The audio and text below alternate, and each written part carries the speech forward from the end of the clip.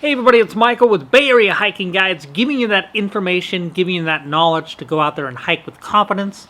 And in this video, we're going to be talking about the big question I get all the time, especially when I'm out in public, is am I an Eagle Scout or was I a Boy Scout? So stay tuned because we're going to dig on into that and I'm going to give you the answer. Alright guys, stay tuned.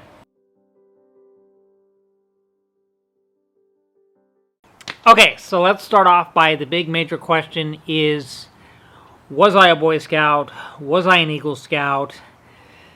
So if we go back into when I was a wee little lad, when I was younger, I got into Boy Scouts. I actually started off as a Tiger Cub, which is a younger generation of Eagles. So I got into being a Tiger Cub when I was younger. It's kind of the younger generation of Boy Scouts, little young ones. And then I got into Boy Scouts, but I was having some social issues as a child, and it wasn't really quite working out quite well. My dad was always out on business trips. He was either in China, Japan, Texas. He was all over doing business trips all the time. And he wasn't really, didn't really have the time to put out all the effort there to help me as a young lad get involved with the Boy Scouts and so on. And I just didn't like it. I wasn't interacting that well. I didn't like it as a kid. And really, honestly, I'm glad that I never really got involved with it and continued on. I'm going to tell you why. Let's go ahead and get into my thoughts on the whole organization. So it was founded February 1910, and it's been around for quite some time, and it's really taken kind of a downturn. Actually, they just filed for bankruptcy, so they're not looking too good right now. Now, why is that? Why are the Boy Scouts filing for bankruptcy, but the Girl Scouts seem to be doing really well? Oh, hold on, wait a minute. No, that's right. God, those cookies. God, those Thin Mints get me every time. You happen to sell these by the pallet? Where's the truck at? Man, I tell you, those things are so addicting. It's like cocaine sprinkled with sugar. I try to keep myself at bay as far as Girl Scout cookies go. Anyways, enough about Girl Scout cookies. We're talking about Boy Scouts here.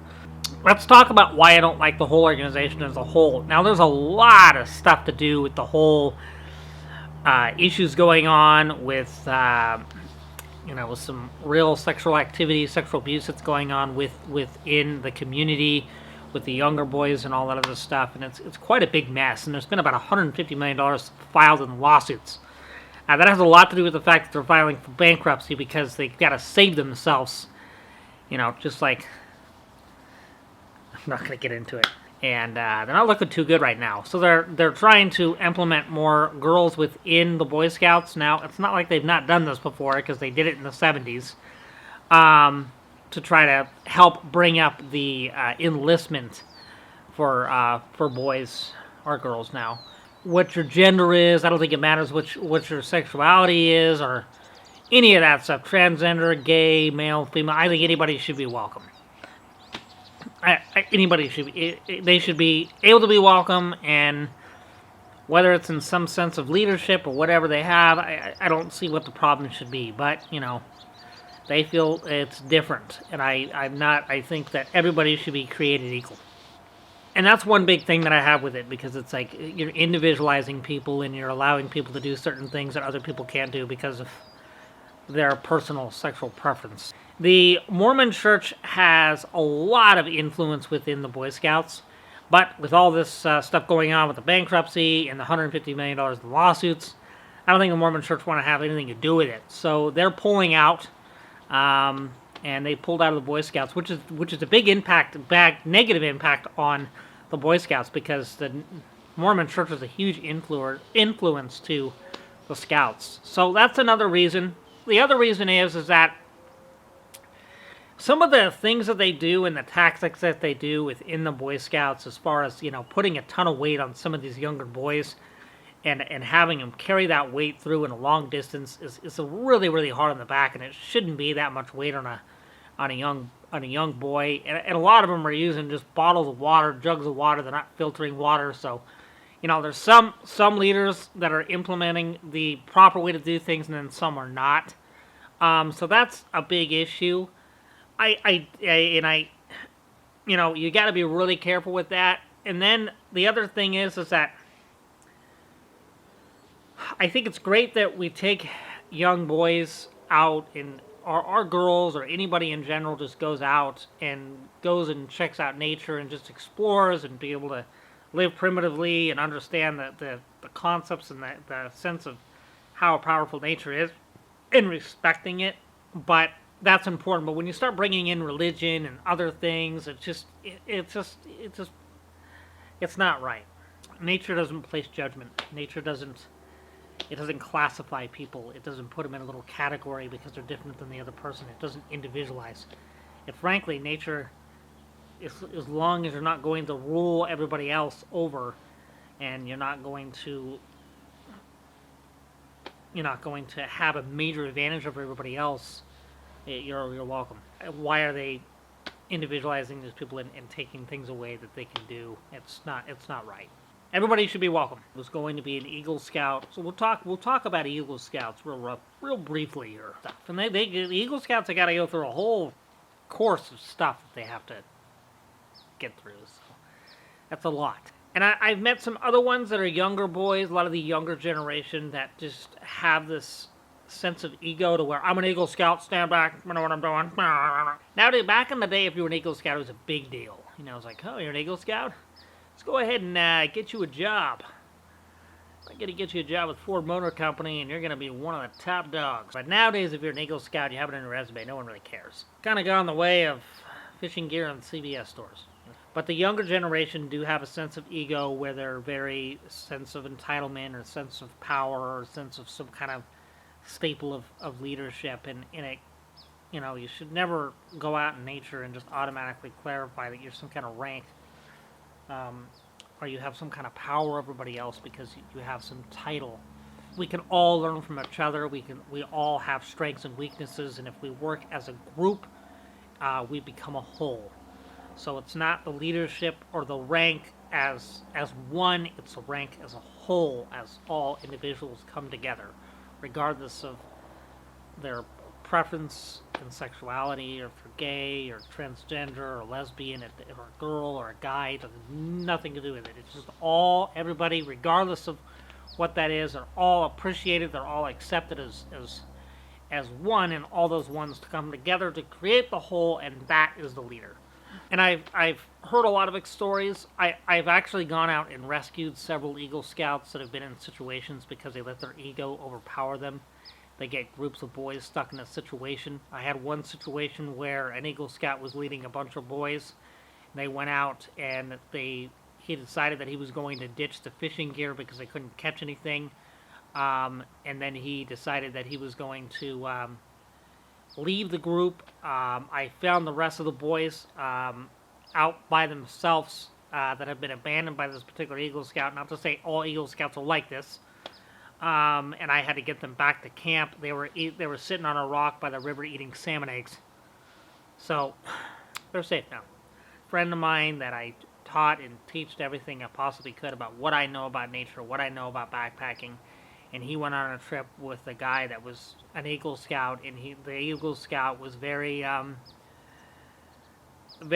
into, hey, I'm an Eagle Scout, I'm in charge, I'm the leader, this is what we're doing, this is how we're doing it. My buddy went in with his own gear. I made sure he went in with his own gear, and the Eagle Scouts gear, all that stuff, it broke down the first day. And my buddy, they had to start using his gear that he had from all of his research and knowledge that he picked up off the internet, and getting the right stuff and talking to the right people. And they ended up getting in a really bad situation. They had a guy that was vomiting blood. They had a guy that was bleeding because the blisters were so bad.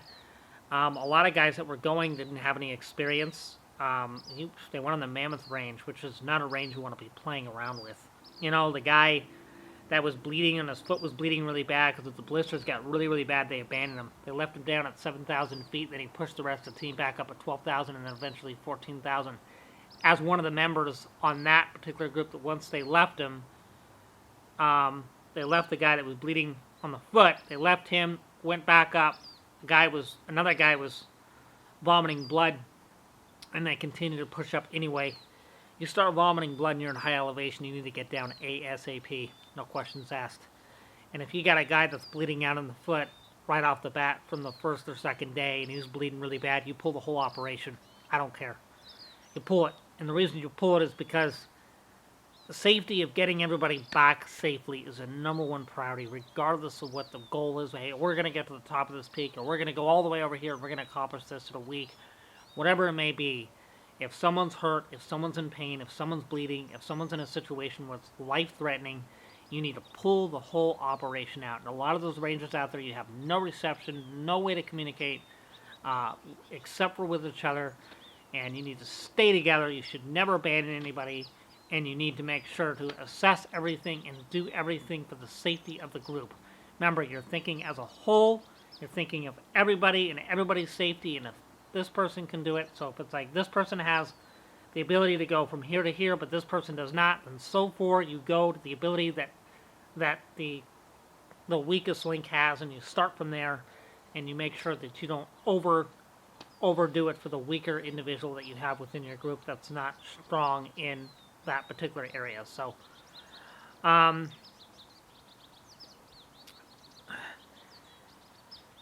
it got really bad. From what I understand, I wasn't part of this group. He wanted me to go, but I couldn't get the time off of work. If I was there, there would probably be a big shouting match. I would not be okay with that. I would have been pulled the guy out. So, that being said, you have to be really, really careful and think as a whole. But this individual was an Eagle Scout. He was high ranked. He, got lost. The story goes on. It's a big story. Maybe I'll make a video on it. But, just that being said, you have to be really, really careful with this stuff. And I think that a lot of Eagle Scouts tend to have this big, massive ego, because it's a title, it's a rank, it's this big, massive achievement, and that's great. You achieved all that, and you were able to accomplish that, but we have to understand that just because you have some massive achievement, it does not mean that you're higher up from everybody else.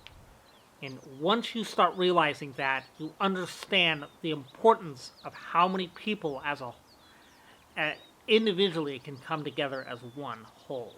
That being said, now that we've had that discussion, if you want to get into Boy Scouts, if you want to be an Eagle Scout, or you want to continue on and accomplish that, by all means, go right ahead. You have every right to do that.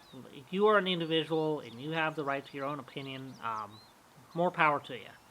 But just be careful and just understand that work together, you're stronger. You understand everybody individually. You understand their strengths, their weaknesses. You put the weaknesses with the strengths and the strengths with the weaknesses, however you want to do it, but remember, it's a whole. And remember, the accomplishing thing to do is to get from point A to point B safely. And if you're not able to get from A to B because there's a breach there's endangerment from an individual or endangerment with a group, you need to get back to safety as soon as possible. Safety is the #1 goal. All right, have a wonderful day. Thank you so much, and take care.